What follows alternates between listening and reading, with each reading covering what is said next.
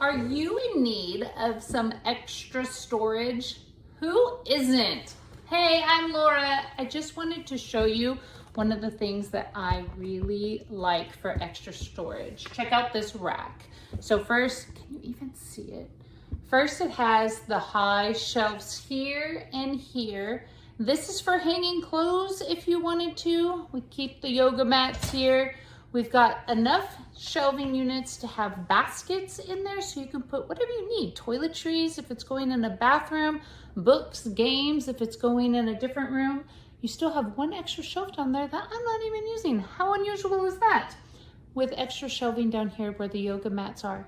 This is good and sturdy. It is nice, functional. It has all the storage that you would need in any room that you need it in. So whether it's in the bathroom or the bedroom or a spare room, maybe even in the kids' room, this would be a great storage unit to have in your house.